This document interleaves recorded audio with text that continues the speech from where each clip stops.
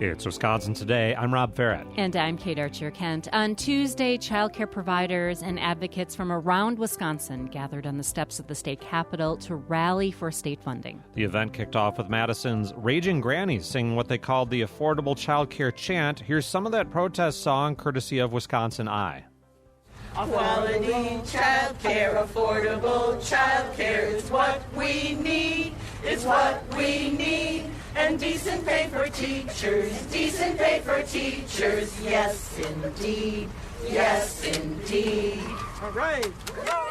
Childcare centers around the state closed their doors on Monday as part of a national day without childcare, and some are still closed as childcare leaders continue to protest at the Capitol. This comes on the heels of the Republican-led Joint Finance Committee removing hundreds of items from Governor Evers' budget proposal, including a continuation of pandemic-era childcare counts funding. Joining us now is Brooke Legler, who runs the Growing Tree Childcare Center in New Glarus. She's co-founder of the group Wisconsin Early Childhood Action Needed. Brooke, welcome to Wisconsin Today. Thank you for having me. You shut down operations at the Growing Tree this week as part of the state capitol protest and advocacy. What effect is that having on your families?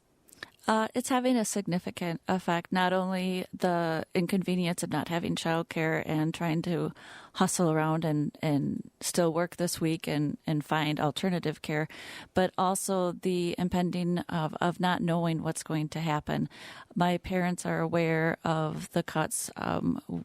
We do a lot of advocacy together, and they know that without the funding, tuition rates will increase, and they also are aware that we already have rooms that sit empty, so increasing the tuition doesn't necessarily mean I'll still be able to stay open, because we don't know if the community has enough essentially wealthy people to take on supporting the entire center. So you have 54 children now. You have room for 100. Why are these rooms dark? Why do you have so many open spots? The rooms are empty because of the lack of teachers. The lack of teachers is because of the low wages. The low wages are because we can't actually charge parents what the true cost of care is. We can only charge what our community can afford, and that equates to the low wages. So the average wages in Wisconsin right now is $13. Prior to the pandemic, the ARPA funds, it was $10.66 an hour. So that's with the lack of the funds, with them ending and it being cut in the budget, we're essentially asking to remain at $13 an hour is what we're asking for, and that is still not enough to make a living wage to support yourself, let alone a family on that. So child care center leaders are converging on Madison this week, bringing their message of what you're just talking about. What are your demands of the legislature at this point? Well, last week they completely removed it from the budget, and there was the governor's budget. Yes, the governor's proposed budget, sorry. And there was not a conversation prior to this. There is not a plan in place. It's very irresponsible legislation to remove that when that is the only thing our state would be providing. Childcare is not a line item on the state budget. So for that to happen, it's a lot of uncertainty now because, again, are we going to cut the teachers' wages back down to $10 or increase the cost? So we are requesting that the legislation put that back into the budget because, again, we can't operate like that. And I think if it were any other like business field, they would have been more respectful and not just cut it without a conversation. The problem also is that we don't have lobbyists. We don't have money. We can barely get them to meet with us. And for them to essentially say like they're going back to base, early childcare doesn't have a base. We don't have a foundation to work from. They cut everything from us. We're talking about the funding of child care centers here in Wisconsin. Some centers closed their doors on Monday as part of a national day without child care, and centers continue to advocate at the state capitol for funding in the new state budget to stay afloat. Brooke Legler is here, runs the Growing Tree Childcare Center in New Glarus, and co-founded a group called Wisconsin Early Childhood Action Needed. This money, this $480 million that was in Governor Evers' proposal to keep the Child Care Counts program funded for the next 2 years, if that subsidy doesn't make it into the state budget for child care centers, what does that mean for your center in New Glarus? It's uncertain. The tuition, I can try to increase the tuition, but it's already expensive. A lot of families are paying upwards of 40% of their household income just on childcare. They're making decisions of whether they can afford groceries or go to the doctor or pay childcare, or even if they can work, if it's more feasible for a parent to stay home. And that's kind of why we're seeing a lack of workforce. So I will most likely try to raise the rates and see how many children, how many families can afford that. And if there's not enough, we would have to close. And if this doesn't get done, there will be a lot of closures come September. The leaders of the Joint Finance Committee have said that parents are the ones who should be seeing this taxpayer money and making decisions for their own family accordingly. How do you respond to that? Well, the thing is that the child care crisis has been an issue for many years. It was a crisis even before the pandemic. Over the last decade, there's been a 30% decrease in providers across the state, and that's a lot of business closures. So I understand where they might be coming from, wanting parents to, but they also haven't created any system then to help those parents.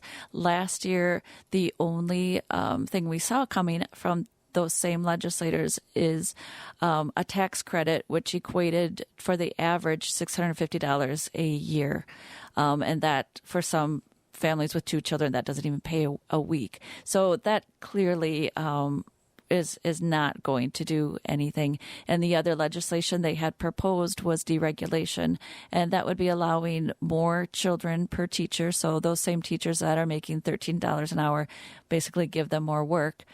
That's not going to do anything. That's a faster way to lose teachers. And lowering the age of teachers, and that lowers quality. We've already seen other states that have tried deregulating, and what it's actually done is increased our insurance for many of us. My insurance went up 20% this year because we know when we deregulate that we're removing the safety guardrails for a lot, and it's a higher liability. So our insurance is already going up. And that was something that the Republican body proposed for Wisconsin to do, and it did not pass. We fought hard to prevent that from happening. What are your meetings like with lawmakers now, who you have been able to talk with? Are they listening, or what are those discussions like? What are those exchanges like? It's very difficult. My representative is Senator Markline, who is the co-chair of the Joint Finance Committee, and he will not come to my program. He will not meet one-on-one with me. I've been to his office many of times trying to set up. We are there all week. We're trying to get him to stop by, walk 2 minutes down to where we are set up at the Capitol, and it is not happening. On Monday, Senator Markline proposed legislation that would encourage businesses to pay for slots or provide childcare. And I don't know about you, but WPR probably doesn't want a childcare business within the radio station. It's not feasible or doable. And I don't see how businesses could even pay for spots and decide, well, this employee, we're going to spend $15,000 a year to buy a spot. So that legislation is very disingenuous. And I think it's actually just basically a game to say, like, oh, I do support childcare. I propose this bill. It didn't pass, because that is a lot of the rhetoric that we hear when my parents are calling Senator Markline or the other co-chair, Representative Bourne. They are being told that both of them do support childcare. Bourne is telling constituents that Wisconsin legislation puts $1 billion in childcare, and that is absolutely false. So for him to make those comments along with Markline, I question whether or not they understand the budget. And if they don't, that's a problem where they probably shouldn't be in that position, or they are definitely misleading their constituents. And that's also a problem. So I'm not sure which they want to be, like the not knowing how to do their job or lying to their constituents, basically, because what they're saying is absolutely false. And I really would like that to stop, because it affects our voting systems when we don't have accurate information. The $480 million aside, what legislation would work? What else would you like to see state lawmakers do in this moment that legislatively? Right. Well, we don't have to create our own thing. We can look at what some other states have been doing, and some have been very successful. For example, Vermont has done a payroll tax of 0.5%, and the businesses in Vermont are overwhelmingly very happy with it, because they are finally, they are getting a workforce. They passed it in April, implemented it in July, and since then, Vermont has increased 1,000 childcare spots, and that's significant, especially considering the size of Vermont compared to Wisconsin. So this is a business payroll tax? Yes, it's a business payroll tax, which is much more of an equitable system, because it's everybody. It's nonprofit, it's profit. You pay a payroll tax, and that is increasing their workforce, increasing the spots, and the funding is going to help the wages in Vermont. And so it's working. They've increased the wages, which increases, when you increase the wages of the teachers, you affect the quality and the accessibility. And they're doing that exactly, and it is successful for them. And so it's not like we have to create a whole new thing. Like a lot of legislators, they'll propose something, and they'll even say, like, I know this isn't the silver bullet for this, the magic bullet. And to me, that should be okay to say, like, that. That's your job, is to come up with plans. Don't propose something if it's not going to work, especially when we do have examples of legislation that does work. Brooke, thank you for joining us. Thank you for having me. I appreciate the awareness that you're bringing to the situation. Brooke Legler is operator of the Growing Tree Child Care Center in New Glarus, co-founder of Wisconsin Early Childhood Action Needed. She's been at the state capitol this week advocating for funding for child care centers around Wisconsin and to be included in the next state budget.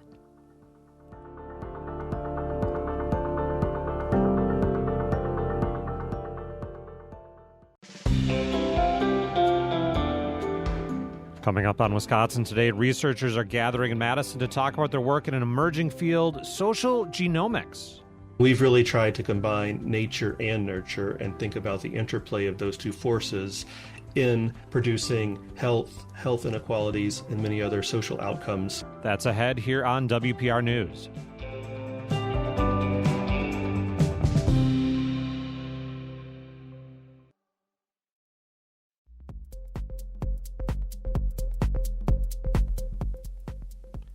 It's Wisconsin Today. I'm Rob Farrett. And I'm Kate Archer-Kent. This week, WPR reporters are diving into the development of data centers around Wisconsin and the impacts they could have on the communities where they are being built and the state as a whole. Construction of a Microsoft data center project is underway in Mount Pleasant. Evan Casey visited West Des Moines to see how 5 Microsoft data center campuses have impacted that community. David Roach has lived on his family's 40-acre farm in Iowa for most of his life. My dad was born in that house up there. My grandfather died right, over where the pine trees are. The sun sets right over that pond, so every night you have like a painting when you look out the window, and it's just, it's kind of sad. A few years ago, a massive data center complex went up around 2 miles from his home. I'm used to being out here in the middle of nowhere. You can see the stars, you can see the moon. Well, now it's a glow coming from the east over here, like a small city. Roach lives right outside of West Des Moines, a city of around 73,000 in central Iowa. Microsoft first announced plans to build a data center campus there back in 2008. In 2012, the tech giant opened that complex. They now operate 5 campuses in the city and own over 600 acres. Microsoft has pointed to the centers in West Des Moines as the epicenter behind its AI technology. Russ Trimble is a Wisconsin native and the mayor of West Des Moines. And we knew that it was going to be a huge game changer for our community, and it absolutely has been. He says Microsoft has invested around $5 billion in its facilities so far. They've also invested in over 130 projects in the greater Des Moines area since 2017, including a community amphitheater next to West Des Moines City Hall. and that has made West Des Moines third in the state for property valuation, even though they have the seventh largest population. They have supported a number of nonprofits around not only the city of West Des Moines, but the Des Moines metro area. There wasn't a lot to see or hear outside the data centers.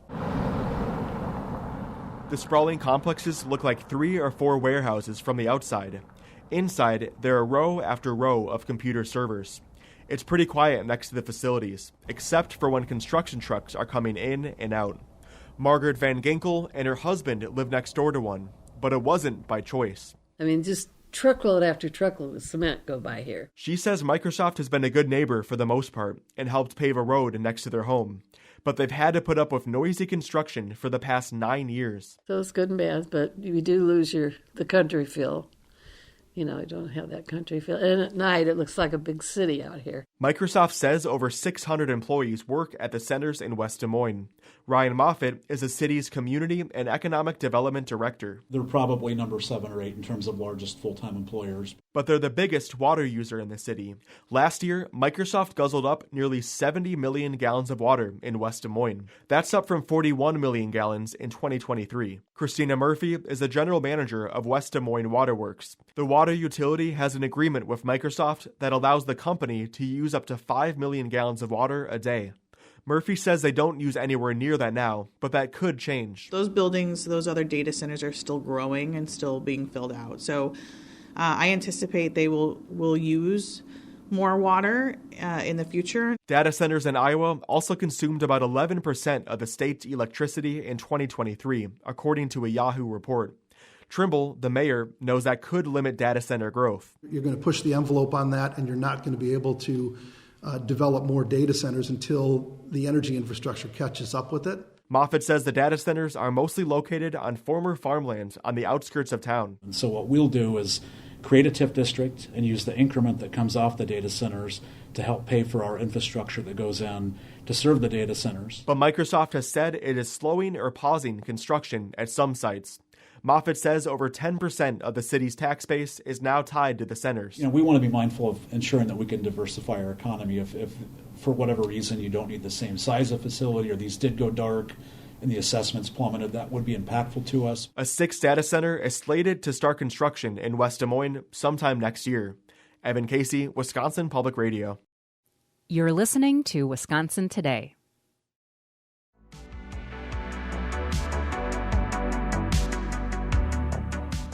The emerging scientific field called social genomics aims to put an end to the nature versus nurture debate, instead arguing the two coexist and influence each other through a person's lifetime. Put it another way, our genes by themselves aren't enough to explain the course of our lives, and what happens, our environment also plays a part. Researchers from around the world are meeting at UW-Madison this week to talk about advancements in the field of social genomics and some of the ethical issues in genetic predictions. We've gathered a roundtable of UW-Madison professors in the La Follette School of Public Affairs to explain their work in social genomics and how it affects society.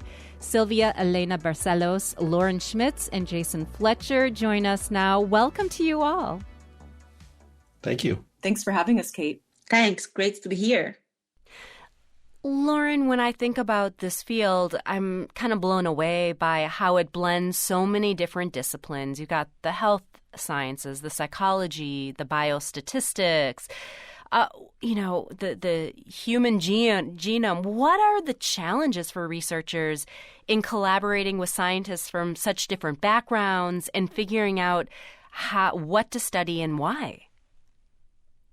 That's such a great question, Kate, and it is a challenge. I think when we're bringing together social data with molecular data, we really have to do team science. So, and what's been partially so great about this initiative is that we've been able to bring together biostatisticians, health economists, psychologists, sociologists, et cetera, to really bring our knowledge together and our expertise together to talk about the best way to model these interactions and how they affect health.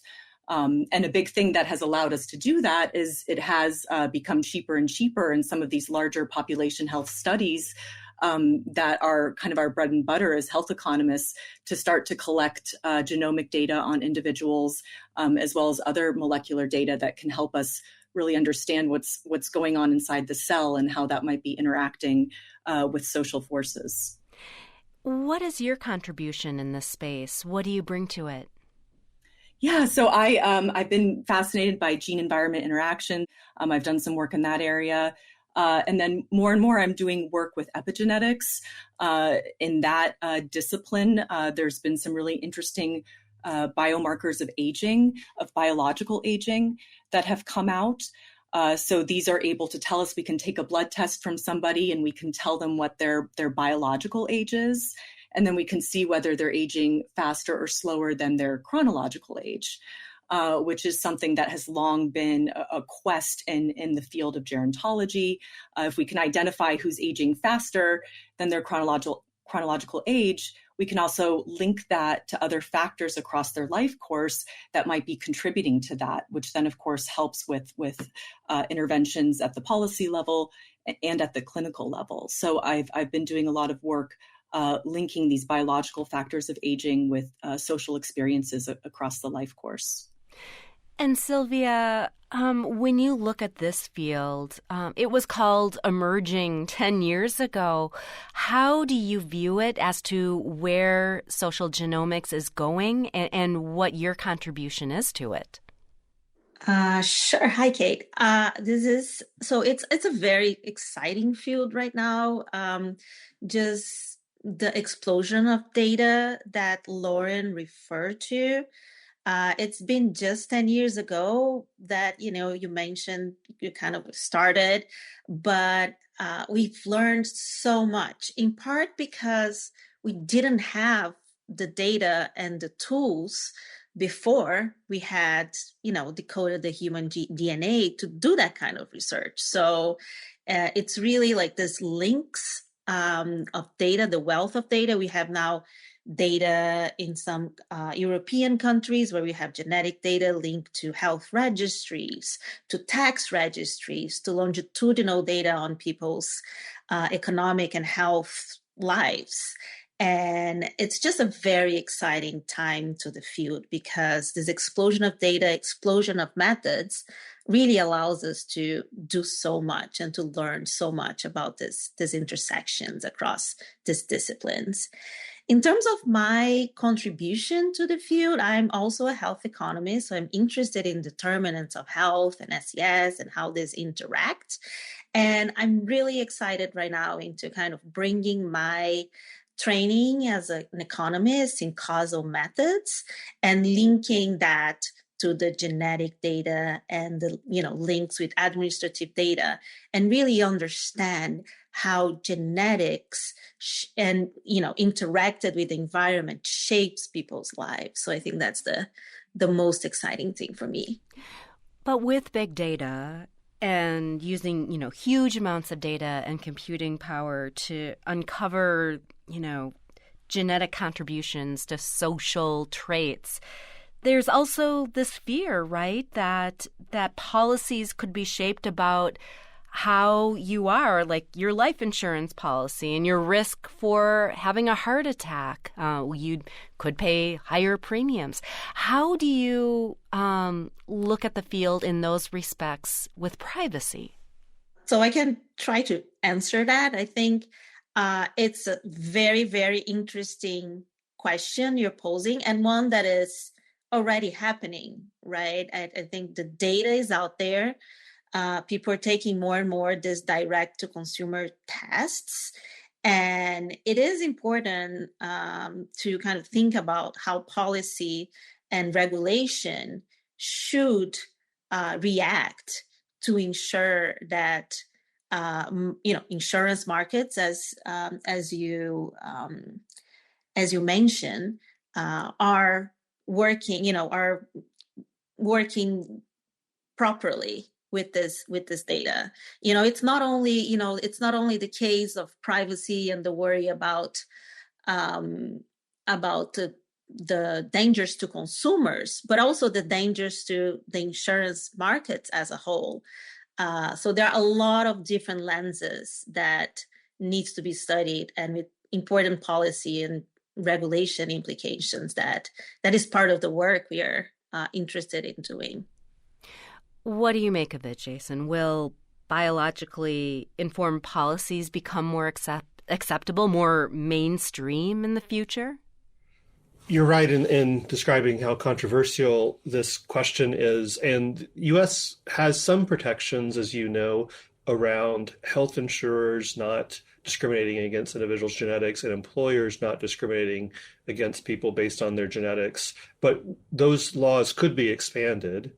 And that's something that our group really thinks about, both the pros and the cons. And other countries are considering more stringent standards about in what cases individuals can act on their genetic information, or other units in society can act on individuals' genetic information. So it's a very emerging field. And I think this is an example of the promise of having many disciplines examining a field like this. There would be many lenses to examine this question, and that's an advantage of our group and other groups around the country.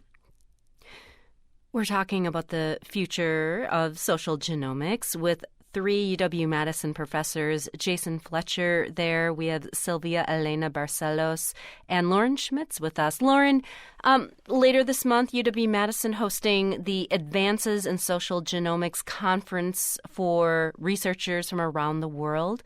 What do you hope to gain from the conference? Well, given that this is such a new and exciting field, I think there are not always a lot of opportunities for us to come together, the scientists that are interested in this type of work. So I think it's always a wonderful time to bring interested researchers here to Madison and to see what everyone's working on, and to discuss how we can move the field forward. So I think a lot of those interactions are just are really important.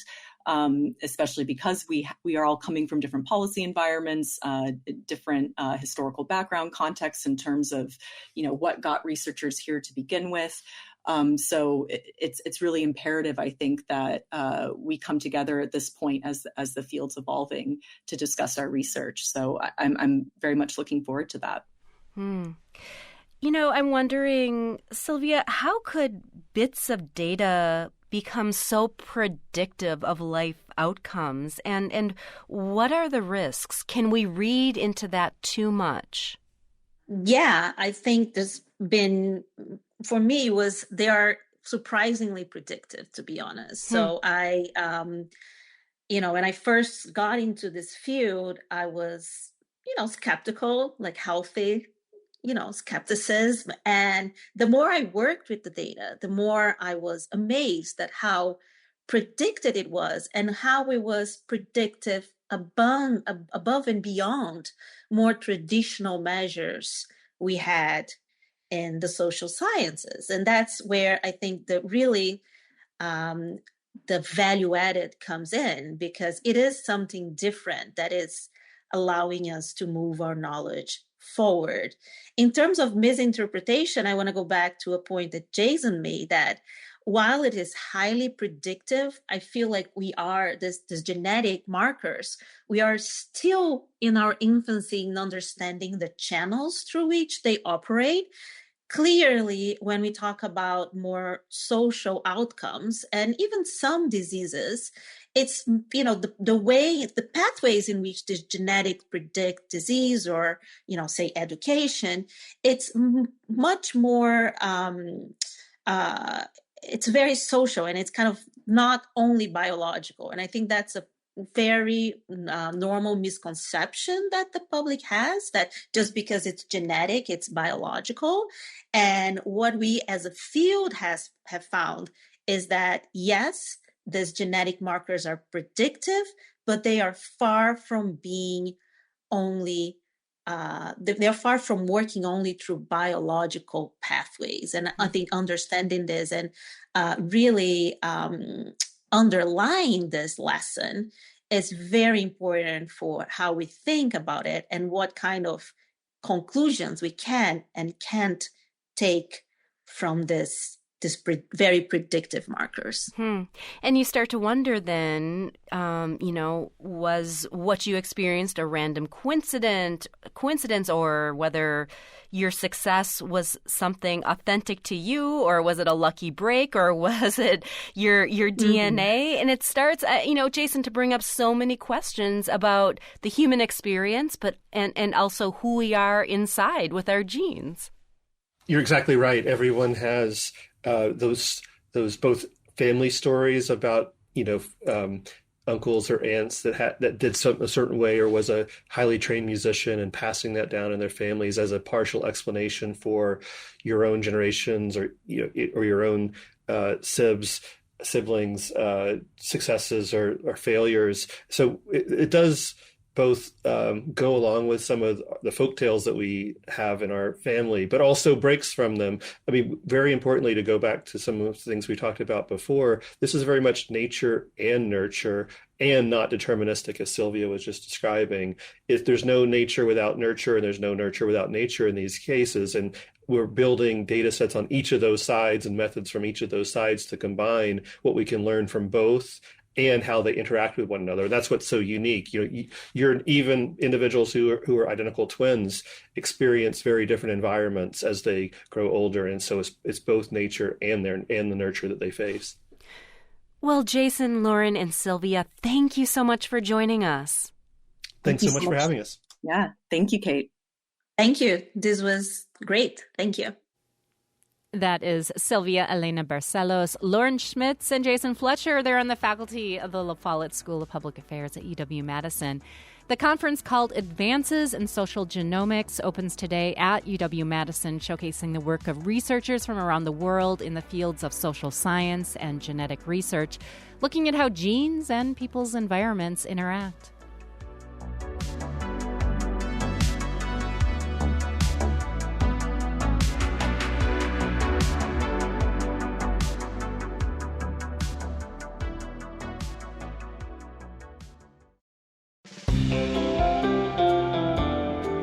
Still ahead on Wisconsin Today, a promising new study finds mindfulness interventions and cognitive therapies can help relieve chronic back pain.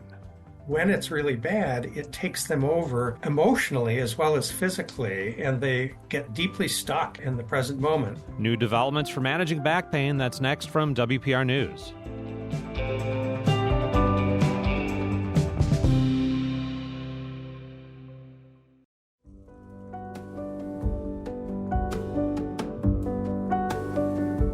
It's Wisconsin Today. I'm Rob Farrett. And I'm Kate Archer-Kent. Millions of Americans suffer from chronic lower back pain. The World Health Organization says that it is the single leading cause of disability worldwide. New research from the UW School of Medicine and Public Health shows that mindfulness interventions, or cognitive therapy, also known as talk therapy, have led to lasting improvements for adults. These study participants were managing their chronic back pain with opioid medications. Dr. Bruce Barrett is Vice Chair for Research and a Professor of Family Medicine and Community Health at UW School of Medicine and Public Health.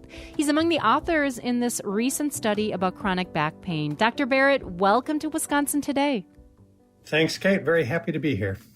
Before we dive into the research, let's talk about lower back pain. How common is it for people who don't know what it feels like? Can you describe the symptoms? This is a condition that I think almost every adult has had at some point. Usually it's transient. Pain can be very mild or moderate or severe. For others, it can become more chronic to last sometimes for many years. Quite a common condition. In this particular study, you enrolled 770 adults in this trial conducted in Madison, Boston, and Salt Lake City. Who were these people and what were you finding from them? So they were patients at medical facilities who had long-standing chronic back pain, who that was severe enough that they had to be taking an opioid medication regularly to help control it. So generally older adults and all with some level of impairment of function from their pain. Walk us through the trial. What else were they doing to help manage this type of pain?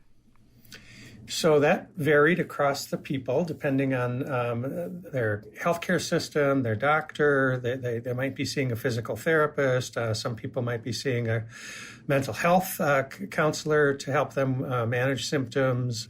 Some were employed, some were unemployed. So a wide variety of life situations. All of them had a medical care, so they had medical insurance and already were in a healthcare system. And so can you walk us through, this sounds like a more holistic treatment approach because there's a certain type of talk therapy involved? Yeah, the probably the most common and well-researched and substantiated type of talk therapy is called cognitive behavioral therapy, or CBT.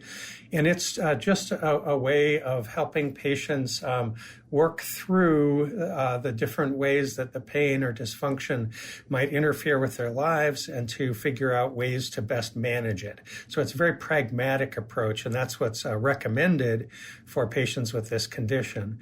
We were testing that against the newer mindfulness-based therapy, which is mindfulness training helps people become more aware of their thoughts, emotions, bodily feelings, teaches some meditation practices. So we were really comparing the standard way of working with group therapy. Both of these arms of the trial were done with groups. And we're comparing the standard, well-validated method with a newer, hopeful method called mindfulness-based therapy. So if mindfulness involves us becoming more aware of our present moment, not, dwelling on the past or projecting into the future, how does that apply to back pain? Because someone would say, Dr. Barrett, I don't want a heightened awareness of my chronic pain right now. That's an excellent question. How it seems to work is that by training yourself to be able to be in the present moment, noticing feelings, noticing bodily feelings, but also mental feelings and thoughts, you're able to accept them and to remind yourself that you're free to make your own choices, that you have had these symptoms before, that last time they were this bad, you were able to get through it. We don't train people to focus on their pain and to feel it more. Instead, we train people to be more aware of and therefore have more control over how they respond to the present moment. How can we learn to listen to our bodies and perhaps pace ourselves or pull back when there are signs that the pain might become unmanageable? Are we just not listening closely enough to some of the signs? Well, what we've found and what other groups around the world really have found is that it requires practice. So there are a number of fairly standard meditative practices. One of them is called body scan, where you will find yourself in a lying down or sitting position and then progressively notice sensations throughout the whole body, like starting at the toes and going up the legs. You can spend 5 minutes, 30 seconds, or 45 minutes doing a body scan. You can also do breath meditation, where you focus the awareness on the inhalation, the exhalation, the expansion of the rib cage, the contraction, how you might feel it in your mouth, nose, or throat. By practicing focusing of awareness, over time, you can develop more control over how you react, and you can become more aware of when things happen, and that you don't need to react habitually, but you can actually make decisions about how to react to things that are coming at you, such as pain. What might those decisions entail? What might be your choices in that moment? First, remind yourself that you've had it before and you're getting through it. Second, notice if there is something that you can do to relieve it now, to not be taken over by the pain, but instead to make a choice, such as lying down or stretching or just taking a breath.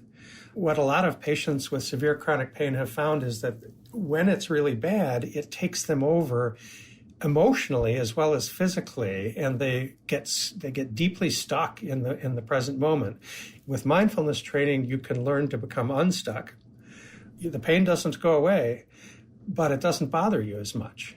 Were these mindfulness sessions done at their own homes, on their own time? How did that work in the study?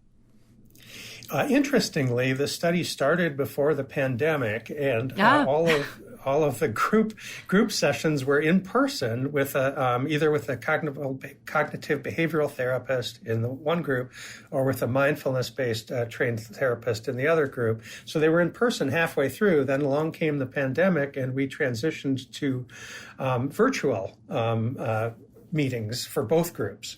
In which people would be doing it at home.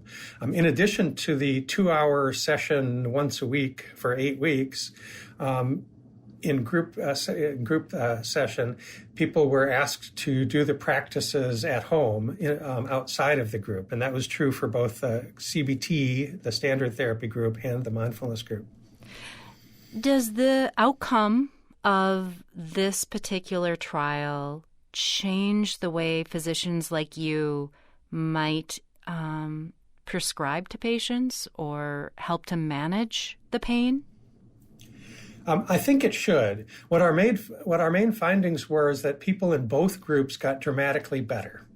They had lower pain scores. They had lower disability scores or interference with daily activity scores, and they used less opioid medications. That was true in both groups, and it was both statistically significant and clinically significant. The amount of benefit was real and appreciable in both groups. What we didn't find is that one was better than the other. By comparing statistically the groups to each other, both groups got much better. What this does in medical practice is allow another option. So the CBT standard therapy option was already there and was already evidence-based.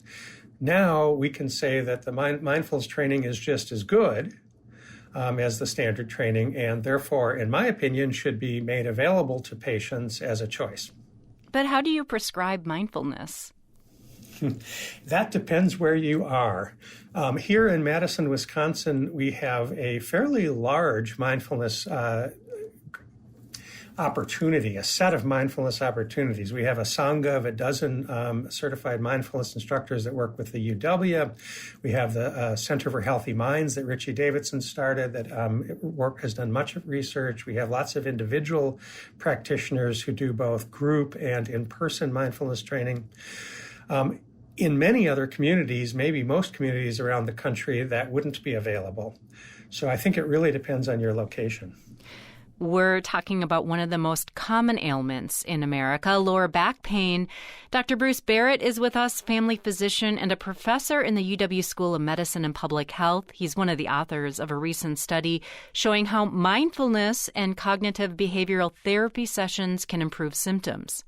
Dr. Barrett, when you talk with people who have chronic back pain, these patients, how do you talk to them about their thoughts and what they think might be able to influence that physical pain and cross over between emotional processing and the actual biological symptoms here or the effects of the pain? It depends on the patient. It's a really good question, and it's a complicated one. In my opinion, different people can benefit from different things, and the pain can come from different sources, and it might impact different parts of one's life. So in family medicine, which is what I've practiced for 2 or 3 decades, we try to first learn from the patient what is important to them. Why do you want your health? What is this condition, in this case chronic back pain, to you? How is it impacting you? When? Under what circumstances? Are there other factors that might be exacerbating it, or are there factors that might help alleviate it or help give you more control? So it takes a fair amount of discussion, and it really needs to be individualized. I think both the standard cognitive behavioral therapy and the mindfulness-based therapy can be effective, are effective, but in different ways for different people. So I think it really should be individualized and made as available as possible. people experience pain at different levels. You know, their pain threshold might be different. How does that factor into treatment when you look at the avenues of mindfulness and cognitive behavioral therapy? Well, the severity matters a lot, and so does the duration or the chronicity, whether it's intermittent, recurrent, or whether it's the same every day. It matters a lot what's causing it. You know, if what's causing it is a job where you're lifting 50-pound bales all the time, and physical therapy and CBT therapy, mindfulness therapy aren't helping, well, then maybe you need to remove the insult of overuse. In many conditions, it's underuse. People are afraid of the pain and are reluctant to do the type of physical therapy, strengthening and stretching and mobility training that can really be helpful. So again, it depends on the individual. And with that, what is the next step for this research? Where would you like to take it next? We would like to see if the effects last over time. This trial followed people for a full year, which is unusual and a long time. But with somebody with a condition that could last 5, 10, or 20 years, it's not so long. So we would really like to know if it goes on, if the effects go on longer. I would like to know if booster sessions can be helpful. Meeting once every 6 months in group to check in with practices, for instance. How about combining things to two different types of therapies together, give more than one alone? There are numerous research questions awaiting our future. Aside from this research and this study, how can people in general preserve their back to prevent future back pain and keep it healthy? Strengthening and flexibility. So yoga, for instance, there are many kinds of yoga and many different types of positions and exercises, but some of them are really good at engaging the core muscles, both the external core muscles that you can feel with your fingers, the abdomen and the back muscles, and then also the deeper muscles, the iliopsoas muscles that go along the spine. So different types of exercises that you can learn from a physical therapist can allow you to strengthen those muscles so that when you do get an insult to your back, it doesn't throw your back out. Most of us spend too much time sitting in chairs and not enough time with physical activity. And so we don't have strong enough core muscles. Flexibility also, stretching is crucial, I think, to maintaining a healthy back. Dr. Barrett, thank you so much for joining us. Thank you, Kate. It's been a pleasure. Dr. Bruce Barrett is Vice Chair for Research and a Professor of Family Medicine and Community Health at the UW School of Medicine and Public Health. Author on a recent study about interventions for chronic lower back pain. It was published in the journal JAMA Network Open.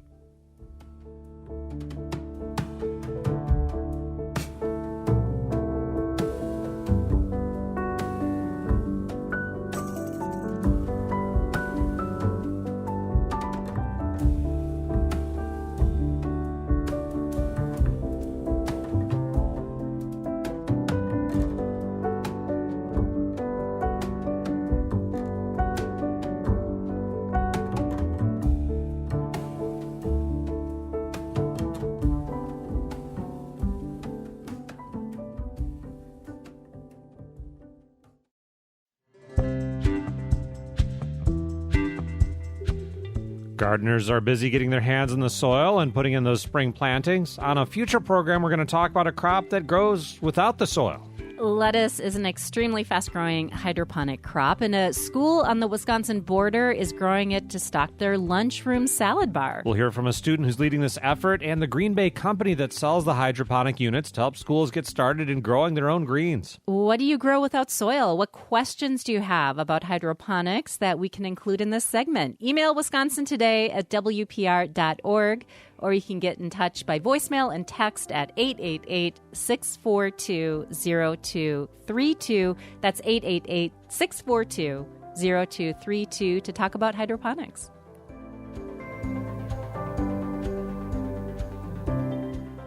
Wisconsin Today producers include Rochelle Wilson, Royce Podeswa, and Mackenzie Crummy. Our technical directors are Tyler Ditter and Sarah Hopeful. Learn more about us at wpr.org/Wisconsin Today. I'm Kate Archer-Kent. And I'm Rob Farrett. You're listening to WPR News.